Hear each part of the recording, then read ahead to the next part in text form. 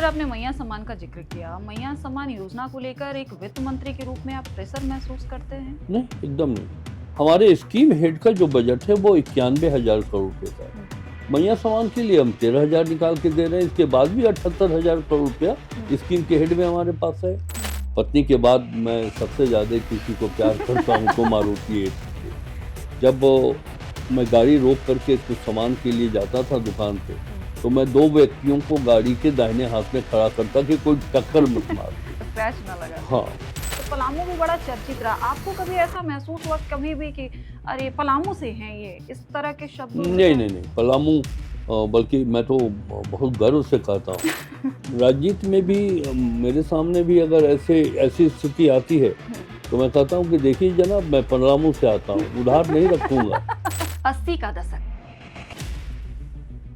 एक नौजवान जिसके मन में समाज में बदलाव का जुनून था। पढ़ाई के दौरान ही राजनीति में आने की कुलबुलाहट और जबरदस्त का आत्मविश्वास।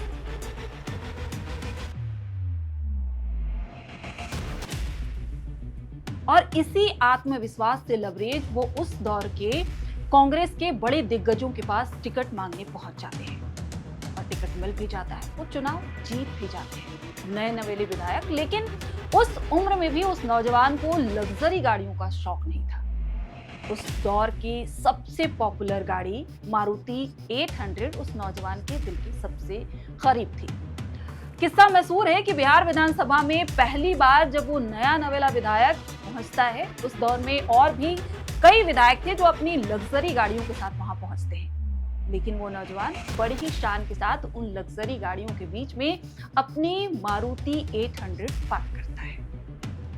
ठीक इसके बाद कहानी में असली मोड़ आता है जब बहस के दौरान वो युवा विधायक बोलने के लिए खड़ा होता है। जैसे ही उसने कुछ शब्द बोले होंगे, एक राजनेता उन्हें टोक देता है और कहता है कि बुझाता नहीं है, पढ़ लिख कर आया कर। और इसी शब्द ने उस युवा के स्वाभिमान को इस कदर चोट पहुंचाया कि उन्होंने अपनी राजनीति का रुख ही पूरी तरीके से बदल दिया और अपने आप को विधायी कार्यों और आर्थिक मामलों में इस कदर माहिर बनाया कि बड़े बड़े दिग्गज उनके कायल हो गए। सियासत बदली, पार्टियां बदली, लेकिन उनकी सादगी और सीखने का सिलसिला कभी नहीं बदला। आज वो झारखंड की राजनीति के वो चेहरा हैं जिनके अनुभव की गूंज पूरे झारखंड के विकास में साफ सुनाई देता है। आप सभी समझ गए होंगे कि मैं किन की बात कर रही हूँ। जी हाँ, झारखंड के वित्त मंत्री राधाकृष्ण किशोर आज हमारे साथ खुद हमारे पॉडकास्ट में मौजूद हैं, जिनकी पूरी जिंदगी के सफर को हम जानेंगे आज इस पॉडकास्ट में। सर, आपका बहुत बहुत स्वागत है। धन्यवाद। सर, पहला सवाल तो यही है कि आप उस पलामू की धरती से आते हैं, तो पलामू की उस तपती धूल और धूल भरे रास्ते को छूते हुए आप रांची के मंत्रालय तक पहुंचे, वो सफर कैसा रहा? और देखिए, राजनीतिक और सार्वजनिक जीवन में जब आप कैरियर के रूप में इसे चुनते हैं तो उतार चढ़ाव स्वाभाविक है। मेरे जीवन में भी उतार चढ़ाव आए हैं, लेकिन मैं थोड़ा भी विचलित नहीं हुआ और सफलता प्राप्त मैं करता रहा। मेरे राजनीतिक जीवन की शुरुआत छात्र काल में ही मैं छात्र की राजनीति से जुड़ा हुआ था और कॉलेज की पढ़ाई कर ही रहा था।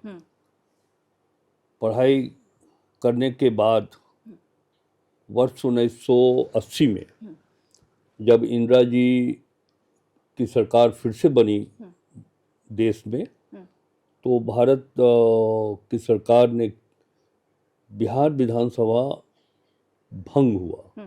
बिहार विधानसभा भंग होने के साथ ही वहाँ चुनाव हुए।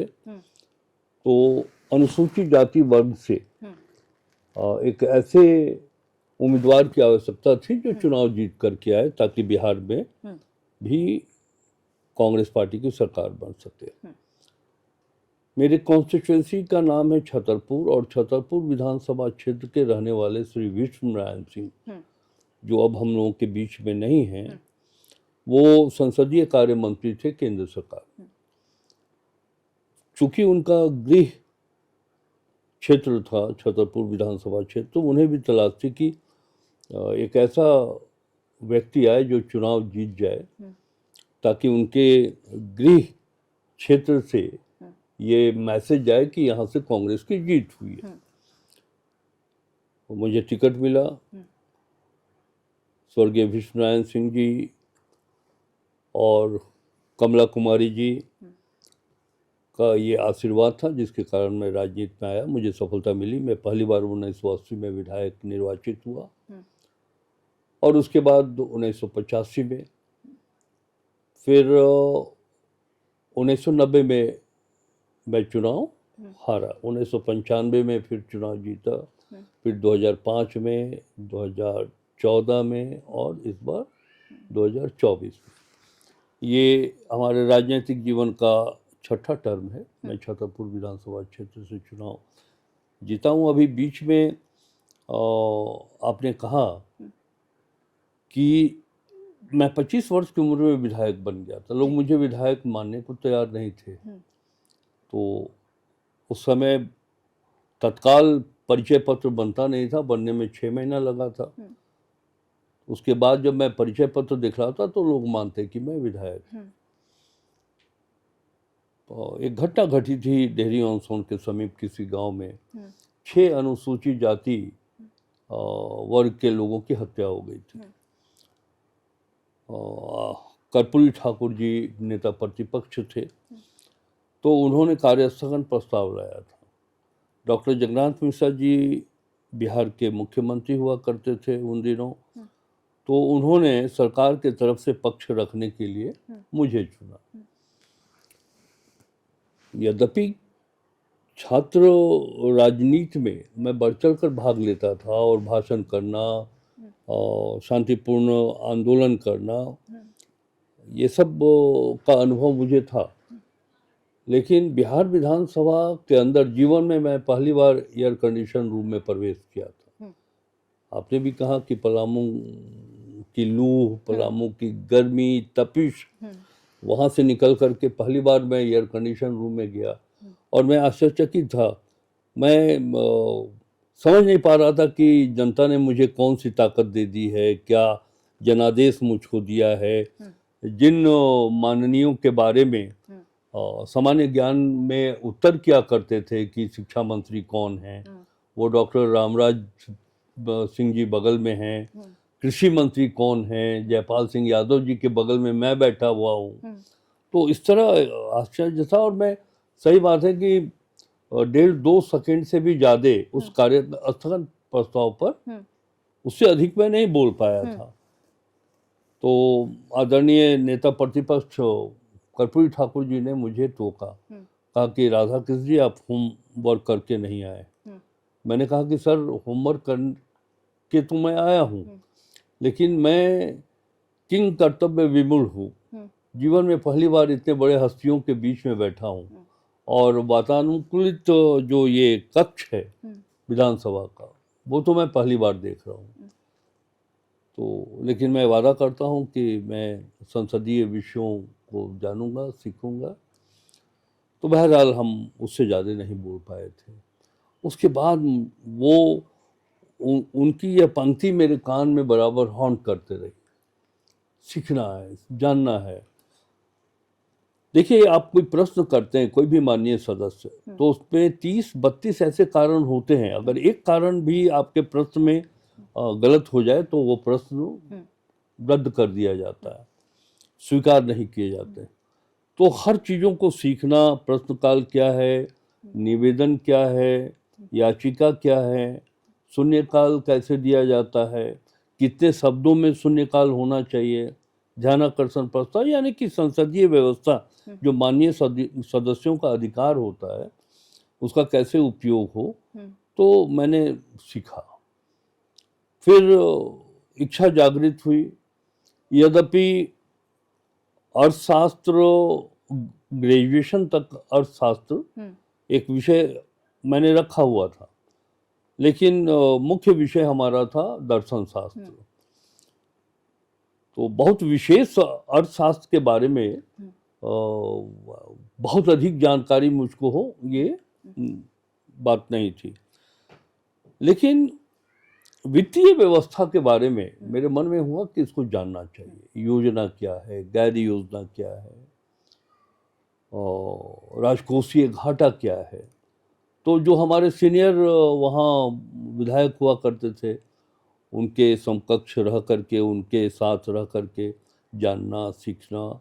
उन दिनों बिहार विधानसभा में एक प्रमुख थे तो वहाँ के अधिकारी श्री अयोध्यानाथ मिश्र जी, जो आज भी रांची में हैं, और किसी विषय पर अगर मुझे कुछ क्लियर करना होता है, समझना होता है, तो मैं आज भी अयोध्यानाथ मिश्र जी से समझता हूँ, बैठ करके उनसे बातें करता हूँ, जो कहीं गलतफहमी हो तो उसे दूर करता हूँ, तब मैं अपनी बात को रखता हूँ। तो ये सीखने का जो ललक, और दूसरा कि मेरा कैरियर यही था। मेरे बाबा भी अंतरिम सरकार जब बनी थी 1937 में, उस समय से लेकर 57 तक बाबा भी विधायक हुआ करते थे। तो ये जो मिला है मुझे, वो समझिए कि बाबा से ही मुझे प्राप्त हुआ है। सबसे बड़ी बात है कि जब आप कब पावर में आ जाते हैं, तो जनता के प्रति आपका व्यवहार कैसा होना चाहिए, जनता के साथ लगाव किस तरह की होनी चाहिए, ये बहुत काउंट करता है राजनीति में। तो ये उनसे सीख मिली हुई थी, तो मैंने कहा।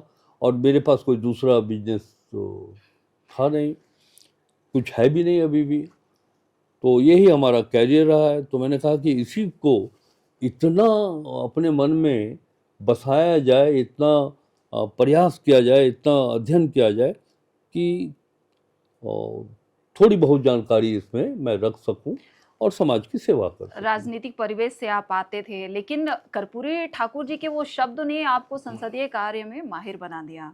हाँ, मैं माहिर तो नहीं कहूँगा। देखिए, ये इतना व्यापक विषय है, जितना आप सीखें और सीखने की आवश्यकता पड़ती है।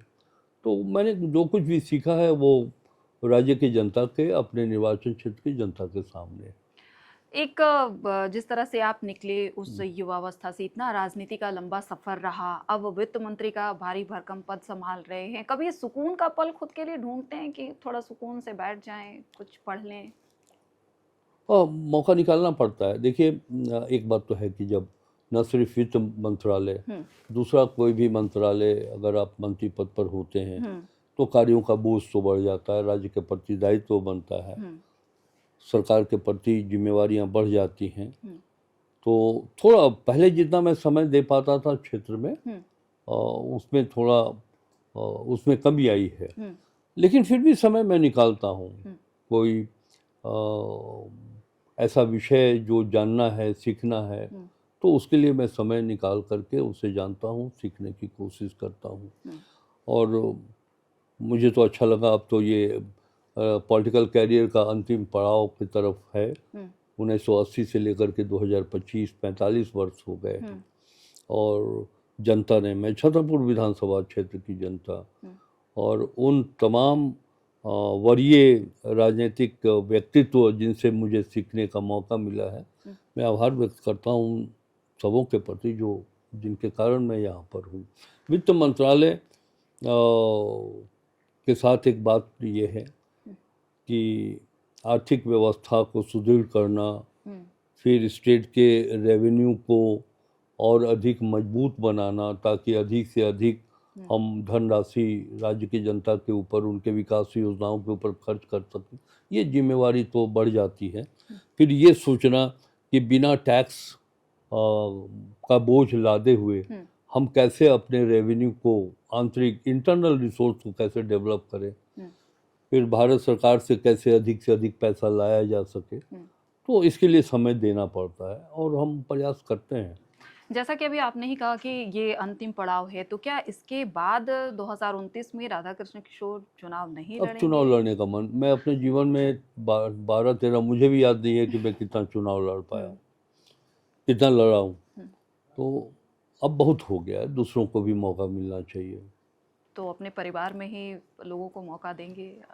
और देखिए ये नहीं कि मेरा पुत्र है प्रशांत किशोर, वो जब हम सरकार के और जनता के काम में लगे होते हैं तो क्षेत्र में उसकी उपस्थिति रहती है, और जब मैं क्षेत्र में रहता हूँ तो भी वो क्षेत्र के कई विषयों को देखते हैं, कहाँ ज़रूरत है मिलना जुलना।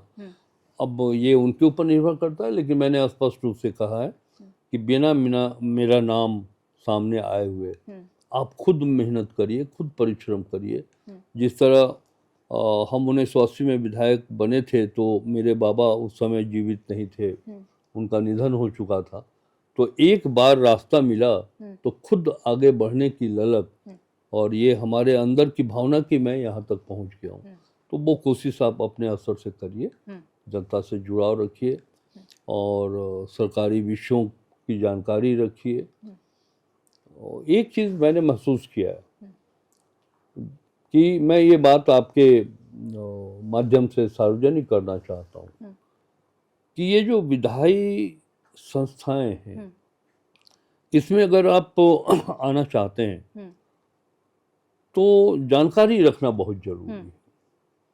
मैं कोई निर्धारित नहीं करूंगा कि आपकी शैक्षणिक योग्यता क्या होनी चाहिए, लेकिन आपके अंदर की एक रुचि हो, आप उसके अंदर घुस जाएं इस संसदीय व्यवस्था के अंदर, तो फिर आप कंटिन्यू कर सकते हैं, नहीं तो एक टर्म 2 टर्म तो कोई भी जीत जाता है।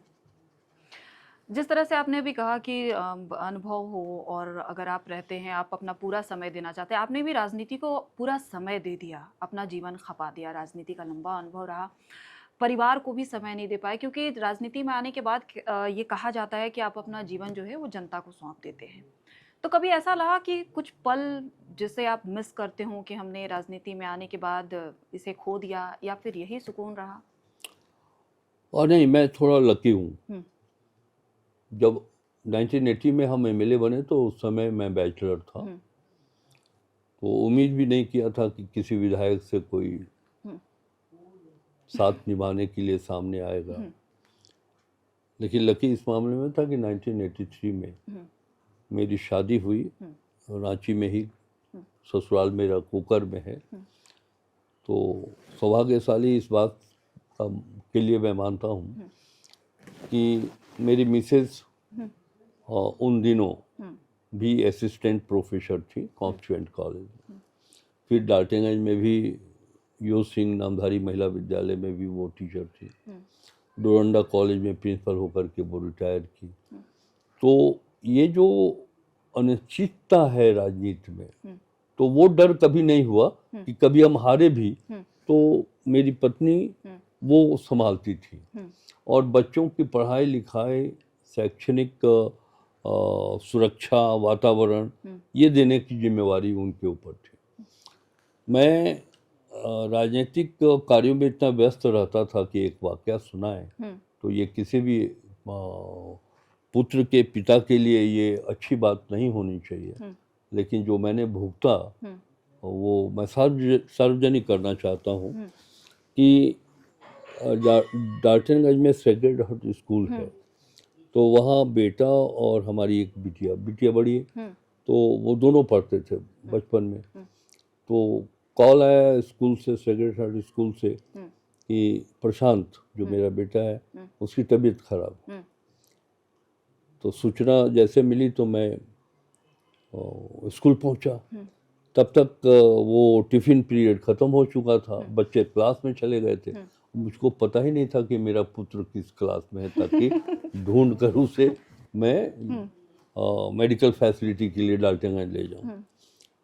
इतनी डांट पड़ी, प्रिंसिपल थे, इतनी डांट पड़ी, और डांट अच्छा लगा कि साहब कैसे गार्जियन हैं आप, आपका पुत्र है, किस क्लास में पढ़ता है ये भी आपको मालूम नहीं है, ताकि उस कक्षा में जा कर के हम अपने पुत्र को रिसीव करके गाड़ी में बिठाकर डाल्टनगंज ला सकें।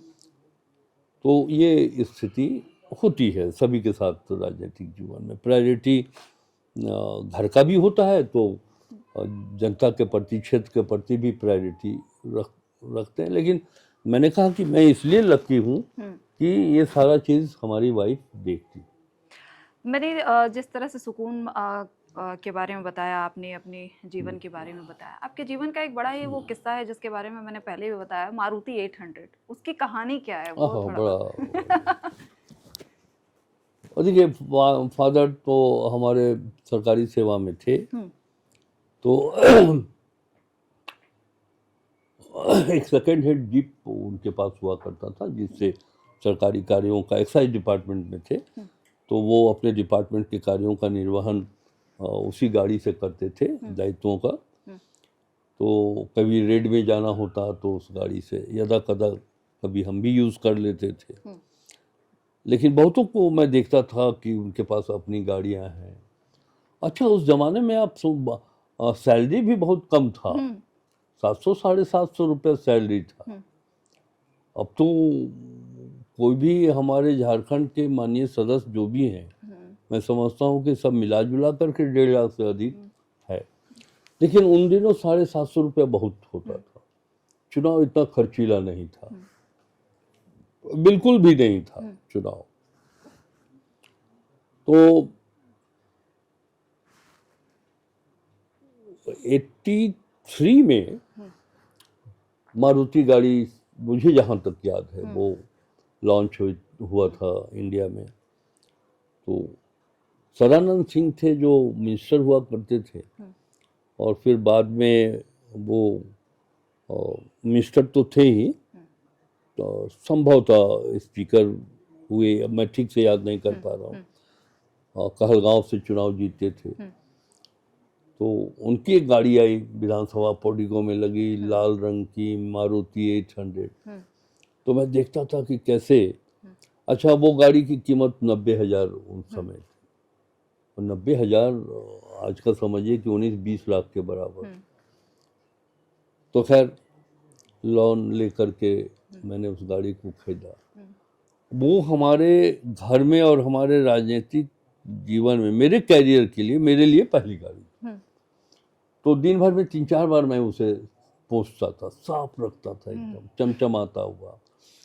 और ट्रैफिक, पटना का ट्रैफिक ऐसे भी बहुत जैम की स्थिति रहती थी। तो बोरिंग रोड चौराहा हो या डाक बंगला चौराहा हो, जब मैं गाड़ी रोक करके कुछ सामान के लिए जाता था दुकान पे, तो मैं 2 व्यक्तियों को गाड़ी के दाहिने हाथ में खड़ा करता कि कोई टक्कर मत मार दे, स्क्रैच ना लगा दे। हाँ। और मैं कहता था कि पत्नी के बाद मैं सबसे ज्यादा किसी को प्यार करता हूँ तो मारुति 800। अभी भी है मौजूद वो? हाँ, वो अभी भी है। गाड़ी लगी हुई है? गाड़ी यहाँ तो नहीं है, गैरेज में। अभी 1 वीक पहले गई है। अभी वो कोई आपसे मांग ले तो? हाँ, नहीं देंगे, आज तक किसी को नहीं दिया है। आज तक नहीं दिया, वो गाड़ी रहती है।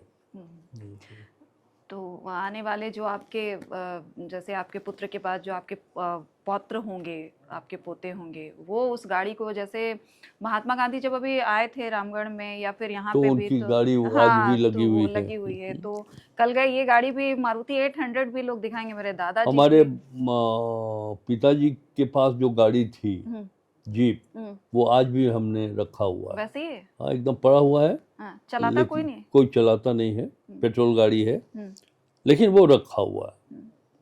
जब वो ठीक ठाक था तो कई लोग कहते थे कि बेच दीजिए, हमने कहा कि नहीं। तो उसी तरह ये मारुति 800 है, जो है सो है। और कोई गाड़ी जो चलाने का शौक रहा हो आपको, चलाते हो? कॉलेज लाइफ में गाड़ी चलाते थे। डाल्टनगंज से हम लोग कोई बहुत, तो ट्रेन की सुविधा ठीक नहीं थी डाल्टनगंज पटना के लिए, और वो समय भी एक पलामू एक्सप्रेस आज भी है, उन दिनों भी हुआ करता था। माधवराव सिंधिया जी थे रेल मंत्री, रेल राज्य मंत्री थे भारत सरकार, तो वो बिहार के प्रभारी भी थे। तो मुझको वो बहुत प्यार करते थे, उनका आशीर्वाद मेरे ऊपर बना रहता था।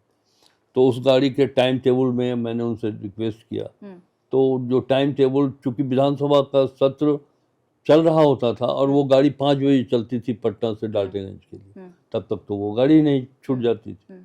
तो बाद में उन्होंने मेरे कहने पे उस गाड़ी का टाइम रात में 9 बजे उधर से किया। तो पटना से लोग प्रेफर करते थे और हम लोग को भी सुविधा होती थी। हम लोग जितने भी एमएलए थे वही मारुति 800, हम लोग रात में सफ़र करते 4 बजे सुबह पटना पहुंच जाते। जैसे पलामू का जिक्र किया आपने, उस समय रेल भी बहुत कम था, अब तो बहुत डेवलप हुआ पलामू को बदलते, आपने भी देखा, खैर जितने एज है मैंने भी देखा है उसको चेंज होते हुए। तो लेकिन पलामू को लेके जैसे अभी हम देखते हैं ना कि बिहारियों को लेके या झारखंडी को लेके कभी कभी होता है, अरे तुम बिहारी हो, तो पलामू भी बड़ा चर्चित रहा। आपको कभी ऐसा महसूस हुआ कभी भी कि अरे पलामू से हैं ये, इस तरह के शब्दों से? नहीं नहीं नहीं, पलामू बल्कि मैं तो बहुत गर्व से कहता हूँ कि हम पलामू के रहने वाले हैं। और भले ही झारखंड का आर्थिक राजधानी धनबाद हो, प्रशासनिक राजधानी रांची हो, तो राजनीतिक राजधानी तो पलामू ही है। ये मैं बहुत गर्व से कहता हूँ। जितना पॉलिटिकल कॉन्शसनेस वहाँ है और विषयों को सोचने का, इम्प्लीमेंट करने का, ठीक है कुछ सामाजिक स्तर पर त्रुटियां रही हैं, सोच में कुछ बदलाव रहा है जिसके कारण उग्रवाद की समस्या वहाँ उभरी। और कई कारण हैं उसके पीछे, सामाजिक आर्थिक, बहुत इस पर चर्चा करने की आवश्यकता, एक लंबा समय लगेगा इस विषय पर, कभी आप फुर्सत में रहें, मैं भी रहा तो पलामू सहित झारखंड के उग्रवाद पर भी हम चर्चा करना चाहेंगे। लेकिन आज भी मैं जब यहाँ पीजी में पढ़ा करता था तो रांची में पलामू का ही दबदबा होता था, चाहे वो हॉस्टल हो, रांची कॉलेज हो, पीजी हो, तो दबदबा पलामू का ही रहता था। और सब नेक दिल इंसान, सब जो भी है, पलामू में एक कहावत मशहूर है कि वो कर्ज रखता नहीं है, सामने चुका देता है। यदि आप कुछ बोलें तो तुरंत उसका रिप्लाई जवाब देता। दबता नहीं है, ये पहले सुना था मैंने कि मतलब वो जवाब देने के मामले में ही लोग समझते हैं, अरे इससे बोलोगे तो ये तुरंत। राजनीति में भी मेरे सामने भी अगर ऐसी स्थिति आती है तो मैं कहता हूँ कि देखिए जनाब, मैं पलामू से आता हूँ, उधार नहीं रखूंगा, सामने चुका दूंगा आपको। तो ये बात है। लेकिन एक चीज मुझे लगता है, मैं खुद मंत्री हूँ, जितना डेवलपमेंट होना चाहिए पलामू का, खासकर रूरल सेक्टर में, एग्रीकल्चर सेक्टर में, वो डेवलपमेंट हम सब लोग मिल करके अभी तक नहीं कर पाए। बदलाव बहुत हुआ है। ये आपको हमारे यहाँ मेडिकल कॉलेज, हॉस्पिटल है, इंजीनियरिंग कॉलेज है, बीएड कॉलेज है, फिर नीलांबर पीतांबर विश्वविद्यालय है, कभी लोगों ने सोचा नहीं था। अभी आप देखिएगा कि वहाँ पे औरंगाबाद से लेकर के परवा मोड़ तक, छतरपुर आप वहीं के रहने वाली हैं, तो आप देखिए अब 4 लेन की कल्पना हम लोगों ने कभी नहीं की थी। 4 लेन है और अभी कुड़ू से वहाँ निर्माणाधीन भी है 4 लेन डाल्टनगंज का, तो इस सेक्टर पर है। लेकिन गरीबी भी वहाँ है, किसानों के लिए पर्याप्त सिंचाई की व्यवस्था नहीं है। तो अमानत बराज योजना जो बंद पड़ी हुई थी, पूरा नहीं हुई है, तो इस बार के बजट में हम लोग उसको शामिल कर रहे हैं कि हम लोग 1-2 वर्षों के अंदर अमानत से पानी हम लोग खेतों तक पहुंचाएंगे। सर, जिस तरह से आपने सफ़र बताया, तो आपकी ज़िंदगी का सबसे कठिन दौर क्या रहा जब आपको लगा कि सब कुछ खत्म हो गया? उस दौर में आपने कैसे खुद को संभाला, या कोई ऐसा पल जो आप साझा करना चाहें? नहीं, मुझको कभी ऐसा नहीं लगा। असफलता भी हाथ आई है हमारे, तो फिर लगा कि हम 5 वर्ष का इंतजार करते हैं और इतना करेंगे कि सफलता फिर हाथ लगेगी। तो विचलित कभी नहीं हुए हम। जैसे कहते हैं ना कि आप कहीं गिर जाते हैं तो देह हाथ झाड़ के खड़ा हो गए, तो राजनीति में हम हारे भी तो फिर झाड़ के खड़ा हो। कि हम इंफ्रास्ट्रक्चर 25 वर्षों में हम लोगों ने बहुत कुछ किया। सड़कें नहीं थी, आज डबल रोड है, स्टेट हाईवे है, नेशनल हाईवे है हमारे पास। हालांकि नेशनल एवरेज से हम बहुत पीछे चल रहे हैं। पर 1000 किलोमीटर में अगर नेशनल एवरेज 500 है, 500 स्क्वायर किलोमीटर है, तो हमारे यहाँ मात्र 210 है। तो आगे बढ़ने में, लेकिन आगे बढ़ रहे हैं काफ़ी। मैंने देखा है 1 वर्ष में फाइनेंस मिनिस्टर होने के नाते कि नेशनल हाईवे हो या स्टेट हाईवे हो, कई सड़कों की योजनाएं स्वीकृत हो रही हैं। हेमंत सोरेन जी की एक सोच मुझे बहुत अच्छी लगी है। देखिए, स्टेट मुस्कुराता हुआ दिखाई पड़ना चाहिए। तो बजट का मतलब और डेवलपमेंट का मतलब कि उस राज्य में रहने वाले सभी के चेहरे में मुस्कुराहट दिखाई पड़े, उन्हें कुपोषण का शिकार न होना पड़े, खून की कमी उनके शरीर में ना हो। और ये तभी होगा जब आपको पौष्टिक आहार मिले खाने के लिए, तभी ये संभव हो सकता है। आज भी हमारे राज्य में बच्चियां स्कूल जाने के बजाय जंगलों से लकड़ी लाती हैं माथे पे धो करके, और स्थानीय बाजार में उसको बेचती हैं, तब घर में खाना चलता है। लेकिन मैं देख रहा हूँ हमारी भी सोच वही है। श्री हेमंत सोरेन जी ने उसी दिशा पर आगे बढ़ करके ये जो मैया सम्मान योजना है, प्रत्येक महिलाओं को लगभग 52 लाख महिलाओं को हम 2,500 रुपया प्रति माह उनको दे रहे हैं, ये बड़ा बदलाव ला रहा है। तो हमारा फोकस अभी करंट फाइनेंशियल ईयर में और आने वाला यानी कि 26-27 फाइनेंशियल ईयर में भी हमारा फोकस है एग्रीकल्चर सेक्टर के ऊपर। हम रूरल इकोनॉमी को मजबूत करने के लिए हमारा फोकस होगा। ग्रामीण अर्थव्यवस्था अगर सुधर गई तो झारखंड की अर्थव्यवस्था सुधरेगी। सर, आपने मैया सम्मान का जिक्र किया। मैया सम्मान योजना को लेकर एक वित्त मंत्री के रूप में आप प्रेशर महसूस करते हैं? नहीं, एकदम नहीं। बस बहुत संक्षेप में आपको मैं बताता हूँ।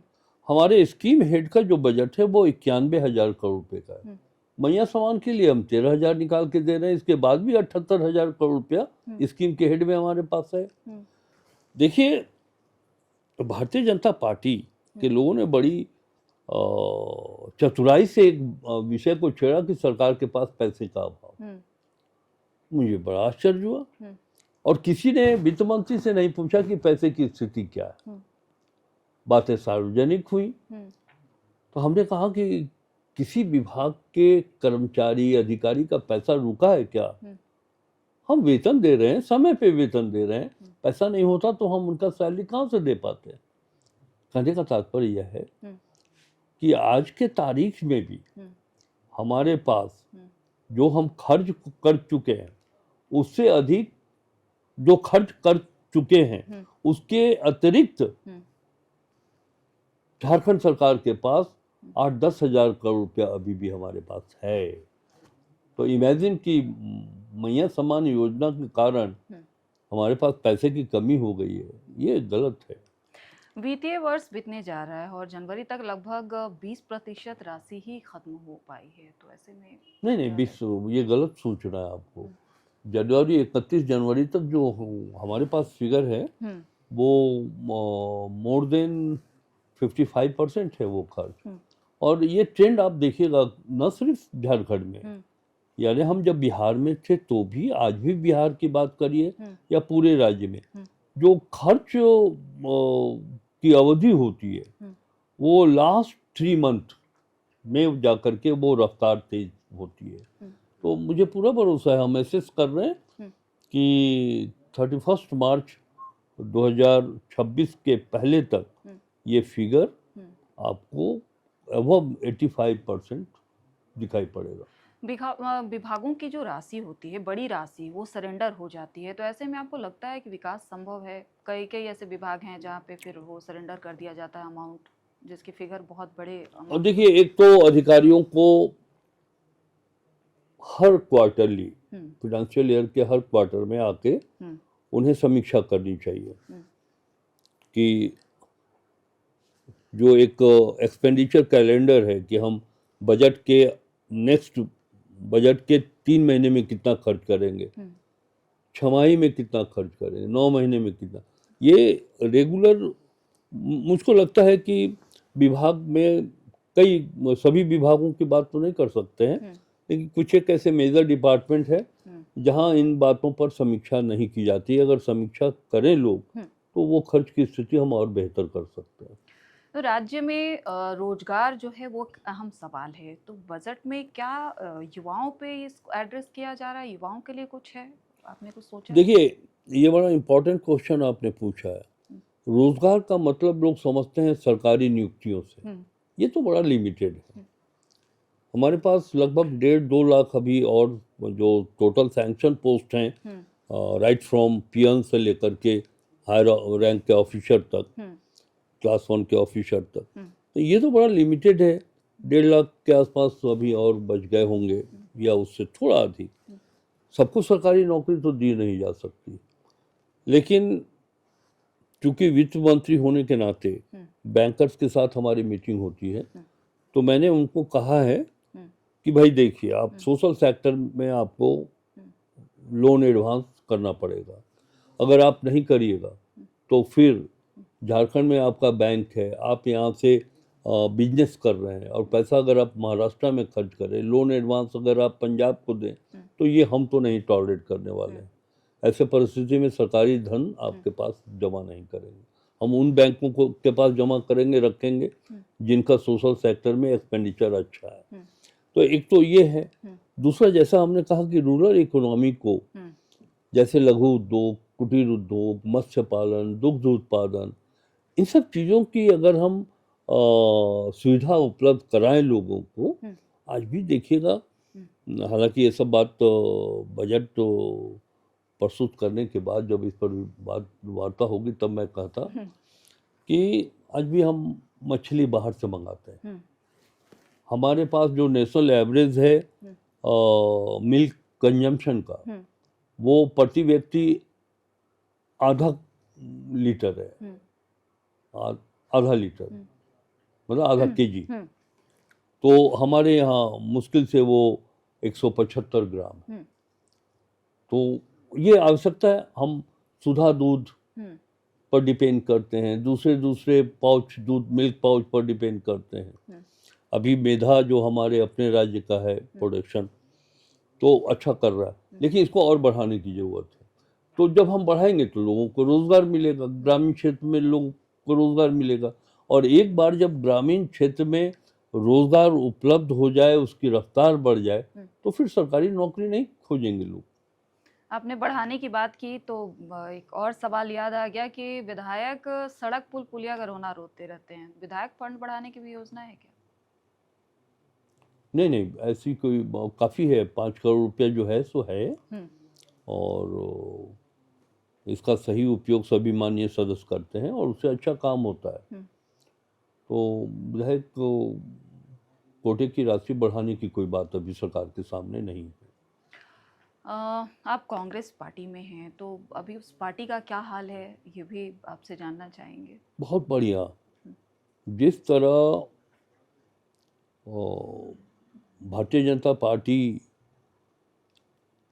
की छवि धूमिल होते जा रही है, केंद्र सरकार के मुखिया के बारे में जो इमेज शुरू में हुआ था और आप जितना शीघ्रता से डिटोरेट किया है, तो एक बार देश की जनता फिर कह रही है कि राहुल गांधी जी के नेतृत्व में, मल्लिकार्जुन खड़गे जी के नेतृत्व में कांग्रेस पार्टी ही इस देश के लिए कर सकती है। एक चीज़ आप देखिए, इसलिए नहीं कि मैं कांग्रेस पार्टी में हूँ, एक महत्वपूर्ण प्रश्न आपने नहीं पूछा जो पूछना चाहिए था, मैं ही बता रहा हूँ। कई लोग मुझ पे कहते हैं कि आपने दल बदला। हमने कहा है कि व्यवस्था थी हमारी, मेरे पास कोई दूसरा बिजनेस नहीं है और ये कैरियर है, हम इसको चुने हैं। ये अगला सवाल था मेरा सर। अगर आप चलिए तो उसके पहले ही हम बता देते आपको कि मेरा कैरियर है ये। और जिस तरह पानी को अगर आप रोकने की कोशिश करेंगे तो बहाव तो उसकी भावना है, बहाव तो उसका स्वभाव है, हम बगल से बह के निकलेंगे। और आज उसी का परिणाम है कि हम 6ठी बार चुनाव जीत करके विधानसभा के सदस्य हैं। ऐसे भी पलामू से कोई रोक नहीं पाएगा, कोई रोक नहीं पाएगा।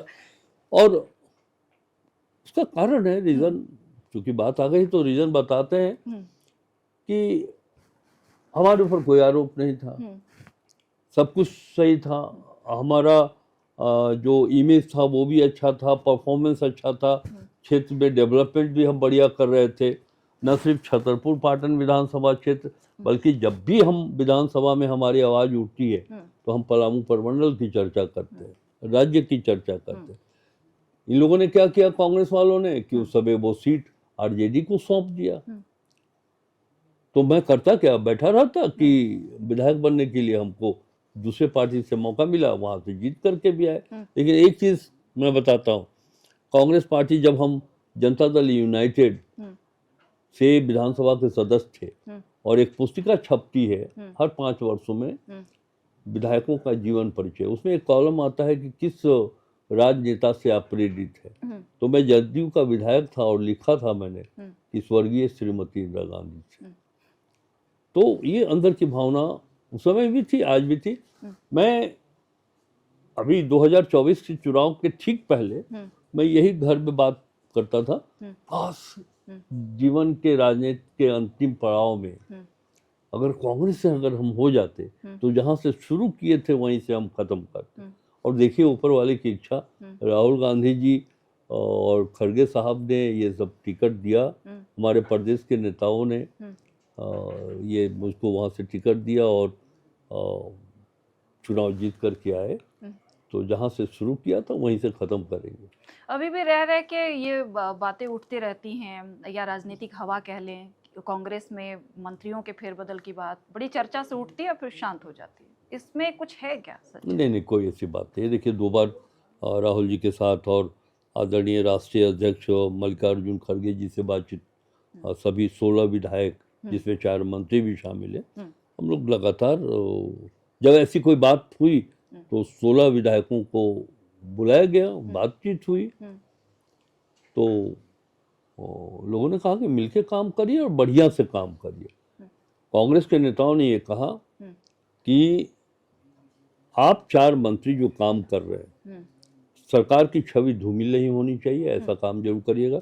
और हमारे पार्टी के एक-एक कार्यकर्ताओं की भावनाओं के साथ आप चलेंगे, ये जिम्मेवारी आप लोगों के ऊपर। अब आपसे कुछ रैपिड फायर सवाल लेते हैं, जिसके एक शब्द में जो दिल से निकले वो आपको बता देना है। सबसे पहला सवाल यही है कि वो पसंदीदा खाना जो पलामू की याद दिला दे। देखिए मैं तो नॉन वेजिटेरियन और पलामू की याद, जैसे झारखंड के अन्य क्षेत्रों में खस्सी भात मशहूर है, पलामू भी मशहूर है, लेकिन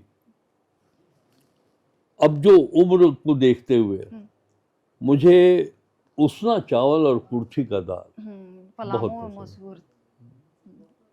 अभी मिलता है कहीं पलामू में? हाँ, अभी आप हमारे घर में कहें तो मैं ला के दिखलाता हूँ। मैं दिखला दूंगा आपको। कुर्थी का दाल तो मुझे भी बहुत पसंद है, बहुत कुर्थी का दाल, धुसका भी पलामू का, और आलू की सब्जी, आलू चने की सब्जी।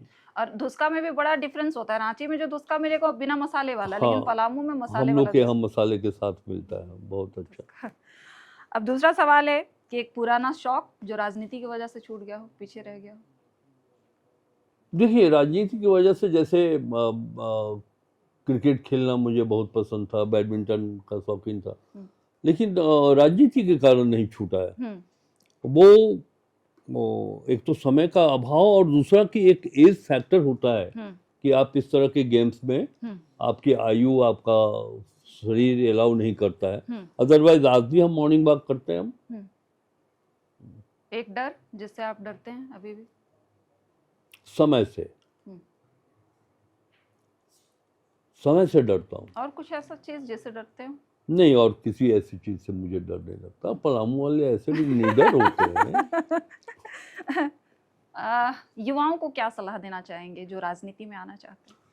मैं तो कई स्कूल में बच्चों के साथ कार्यक्रम में मुझे जाने का अवसर मिला मंत्री के रूप में, और अभी हाल में वहाँ पे ज्ञान शंकर जी का जो एक स्कूल है हेरिटेज, तो वहाँ एनुअल फंक्शन था। मैंने कहा, जब मुझको बोलने की बारी आई तो मैं यही बात कहा जो आपके माइक के सामने कह रहा हूँ कि पढ़ लिख करके लोग डॉक्टर बनना चाहते हैं, इंजीनियर बनना चाहते हैं, बड़े बिजनेसमैन बनना चाहते हैं, कॉमर्स करना चाहते हैं, आईएएस आईपीएस बनना चाहते हैं। हमने कहा कि विधानसभा लोकसभा में भी शैक्षणिक योग्यता वाले लोगों की आवश्यकता है, कुछ आप अपने यहाँ से विधायक भी बनाइए, अपने संस्थाओं से कुछ मेंबर पार्लियामेंट भी बनाइए जहाँ पढ़े लिखे लोगों की आवश्यकता है। तो ये मैं उन लोगों को ये संदेश देना चाहता हूँ कि भाई राजनीति में, इंडियन पॉलिटिक्स में पढ़े लिखे, जिनके पास आदर्श हो, सुचिता हो, विषयों को जाने समझे। और एक चीज तो मैं बहुत ओपनली कहना चाहूंगा, इसलिए आवश्यक है कि देश को दिशा राजनीतिक व्यक्ति दे, सरकारी अधिकारी नहीं। दिशा राजनीतिक व्यवस्था दे और उसका क्रियान्वयन हमारे कार्यपालिका के लोग करें। तो अगला सवाल भी इसी से जुड़ा है। एक शब्द में आपको जवाब दे देना है कि अभी विधानसभा में इतने चेहरे हैं, पक्ष विपक्ष, उसमें एक नाम जो आपको लगता है कि सबसे बेटर है, जो बहुत अच्छा काम कर रहा है। तो कई लोग हैं ऐसे, पक्ष में भी विपक्ष में भी। एक शब्द में मैं समझता हूँ कि किसी का नाम लेना संभव नहीं हो पाएगा। अच्छे लोग हैं, नए लोगों में मैं देखता हूँ हमारे पार्टी में राजेश कच्छप हैं, विल्सन कोंगाड़ी है, भूषण बारा हैं और कई लोग हैं जो जिनका मंत्रियों की बात करिए तो हमारे सभी मंत्री जो हमारे छोड़ करके और लोग, मैं कोई सर्टिफिकेट नहीं दे रहा हूँ, लेकिन आप देखिएगा कि उन अभी मैं सुन रहा था कृषि मंत्री जी का या ग्रामीण मंत्री का, तो जिस तरह से वो आंसर करते हैं क्वेश्चन का, तो हमारे प्रतिपक्ष को कोई सप्लीमेंट्री क्वेश्चन उनके समझ में नहीं आता है। तो इस तरह से बोलते हैं। उसी तरह प्रतिपक्ष में भी नीरा जी हैं और फिर नवीन जायसवाल, ऐसे अच्छा जो नई जीत करके आई हैं एक दो महिला, पूर्णिमा जी, हाँ पूर्णिमा जी, श्वेता, तो एक बदलाव मैं यहाँ देख रहा हूँ कि विधायी विषयों की जानकारी, संसदीय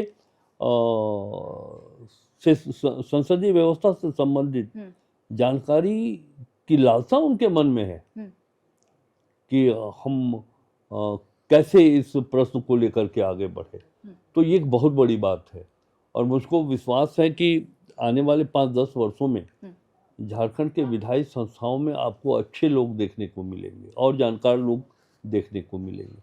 उसके पीछे का रीज़न यही है कि सिर्फ पावर तक पहुंचना लक्ष्य नहीं, संसदीय व्यवस्था की जानकारी उनका लक्ष्य। बिहार विधानसभा और झारखंड विधानसभा, इन दोनों में कितना अंतर देख पाते हैं? अंतर है, बहुत अंतर है। डिटोरिएशन पूरे देश में हुआ है। पार्लियामेंट में जब डिटोरिएशन हुआ है तो इमेजिन स्टेट का क्या हाल होगा। स्टेट में भी हुआ है, लेकिन फिर भी बिहार विधानसभा को compete करने के लिए झारखंड को थोड़ा और आगे बढ़ना पड़ेगा, थोड़ा और मेहनत करना पड़ेगा, प्रशिक्षण की आवश्यकता है। और एक चीज हम आपको बताएं कि विधानसभा अपनी व्यवस्था के तहत हम एक निर्णय ले सकते हैं। सरकार विधायिका के प्रति अकाउंटेबल हो सकता है। हम वहाँ एक निर्णय ले सकते हैं कि हमें राज्य हित में ये काम करना है। अगर विपक्ष कोई विषय को उठाता है और वो विषय स्टेट के इंटरेस्ट में आवश्यक है तो सरकार भी मानती है कि हाँ ये काम हम करें, लेकिन इम्प्लीमेंट करने की जिम्मेवारी कार्यपालिका के ऊपर। कार्यपालिका अगर विधानसभा की गरिमा को बनाने में अपना संपूर्ण सहयोग नहीं कर पाएगी तो विधायी संस्थाएं कमजोर होंगी, वो गरिमा फिर कम हो जाएगी। इसलिए कार्यपालिका के ऊपर महत्वपूर्ण जिम्मेवारी है। एक क्वेश्चन होता है, मैं बिहार में देखता हूँ कि एक प्रश्न अगर हो जाता है तो वो विभाग पूरा हिल जाता है। अरे माननीय सदस्य का प्रश्न है, हम एकदम ऑथेंटिक पॉइंट वाइज हम उनको संतुष्ट करें। इसका अभाव मैं यहाँ देखता हूँ, इसका अभाव देखता हूँ। मैं, मेरे विभाग से कई प्रश्न आते हैं तो मैं फाइल को वापस करता हूँ एक डायरेक्शन के साथ कि नहीं, इसमें आप प्रॉपर आंसर के साथ आइए फाइल पर ताकि हम जवाब दें। इसमें बदलाव कैसे संभव है? आपको क्या लगता है कि ये कैसे बदलाव हो पाएगा? इसमें कैसे दुरुस्त किया जाएगा? देखिए, हर चीज़ को आप कानून से नहीं कर सकते हैं। ये अंदर में जज्बात होना चाहिए। जैसे हम एक राजनीतिक व्यक्ति, तो आप हम उपदेश बहुत दे लें, लेकिन क्षेत्र के प्रति इस राज्य को कैसे आगे बढ़ाना है, वो जुनून अगर हमारे हृदय में नहीं होगा तो कुछ नहीं हो सकता है। उसी तरह कोई सरकारी पदाधिकारी, उसको भी ये देखना होगा कि साहब हमारे मन में वो जुनून पैदा हो कि वो राज्य के लिए काम कर रहा है। ये जुनून अगर नहीं होगा तो फिर कानून के माध्यम से नहीं हो सकता। जाते जाते 2 सवाल आपसे लेंगे। एक तो कि अगर आपको मौका मिले, हालांकि पॉसिबल नहीं है लेकिन फिर भी पॉसिबल है, 80 के दशक में वही पुराने 25 साल के नौजवान राधा कृष्ण किशोर से आपकी मुलाकात हो जाए उसी ये में, तो आप एक शब्द जो क्या कहेंगे उनको? जैसे आपके पुत्र भी हैं जो चुनाव लड़ने वाले हैं। आप ऐसा प्रश्न कर दी हैं कि हमारी चाहत फिर आगे बढ़ जाएगी। अगर 25 साल पहले कि राधा कृष्ण से मुझे पुनः मुलाकात हो जाए, तब तो फिर मेरी राजनीतिक आयु 45 वर्ष और बढ़ जाएगी।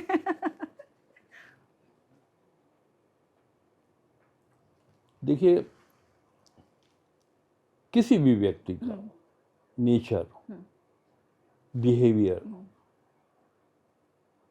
सोचने की शक्ति, चाहत वही रहता है जो युवा काल में होता है, वही कंटिन्यू करता है। तो जो सोच हमारी 40 साल पहले थी वही सोच आज भी। तो अब वो सपना, आपने जैसा कहा कि पुत्र अब चुनाव लड़ेंगे आपके बाद, तो नहीं, ये हमने नहीं कहा है, पुत्र लगा हुआ है राजनीति में। बाकी तो जनता देश, काल और स्थिति पर निर्भर करता है। ये फिलॉसफी का वर्ड है, टाइम, स्पेस, है ना, सर्कमस्टांसेस, ये उस पर निर्भर करता है। तो ये उस पर निर्भर करेगा, उनके परिश्रम पर निर्भर करेगा, पार्टी कोई फैसला लेगी उस पर निर्भर करेगा, और सबसे ज़्यादा निर्भरता जनता के ऊपर है कि जनता क्या चाहती है। तो इसके बाद आपका क्या इरादा है? किताब लिखेंगे आप? किताब लिखने का शौक? पहले जब फुर्सत में रहते थे तो कई समसामयिक विषयों पर मैं आर्टिकल लिखा करता रहा हूँ। तो मैं समझता हूँ कि झारखंड के सामाजिक स्थिति और उग्रवाद पर मैं किताब लिखना चाहता हूँ। समय मिला तो इधर अटेंशन मैं दूंगा। और जो सोशल स्टेटस है, कैसे इसको हम और आगे ले जा सकते हैं। अब पलामू की रहने वाली हैं, छतरपुर की आप भी रहने वाली हैं। अगर यहाँ वोटर लिस्ट में नाम नहीं होगा तो आप हमारी वोटर भी हो सकती है। मैं आप ही की वोटर, आप हमारी ही वोटर है। अब देखिए क्या है ग्रामीण क्षेत्र में, मैं तो देखता हूँ पाले तुर्कुन ऐसे गांव में, रत्नाग ऐसे गांव में, बच्चियां 8, 10, 12 बरस की बच्ची माथा पर सर पे अपने लकड़ी का बोझा लेकर के और नौडिहा बाजार में आके बेचती हैं, उससे घर का खर्च चलता है, उनके घर का। स्कूल में ड्रॉप आउट का एक बड़ा कारण ये भी है। उनके गार्जियन कहते हैं कि अगर हम अपने बच्चा को भेज दें स्कूल में, तो ये जो प्रतिदिन 20 रुपया हमारा दोनों बेटा ला के देता है, 50 रुपया 20 रुपया, तो इसे हम मार भात खाते हैं। तो अभी जो इस तरह से आपने बताया कि जो बच्चियां हैं या ड्रॉप आउट का जो मामला बढ़ रहा है, तो उसको लेके क्या सोचा है आपने कि हम उसमें बदलाव कैसे ला सकते हैं? भाई, जो बार बार मेरा फोकस है रूरल इकोनॉमी को डेवलप करने के लिए, उनको एम्प्लॉयमेंट उपलब्ध कराने के लिए, जब उनके पास पेट भरने के लिए धनराशि उपलब्ध हो जाएगा, तो फिर वो बच्चों को गाय चराने पे नहीं लगाएंगे, जंगल से लकड़ियां चुनकर लाने के लिए विवश नहीं कर पाएंगे। वो तो इसलिए कर रहे हैं कि उनके पास खाने के लिए धनराशि नहीं। तो उनके इकोनॉमी को हम कैसे मजबूत करें, वो कर लेंगे तो फिर वो ड्रॉप आउट की प्रॉब्लम समाप्त हो जाएगी।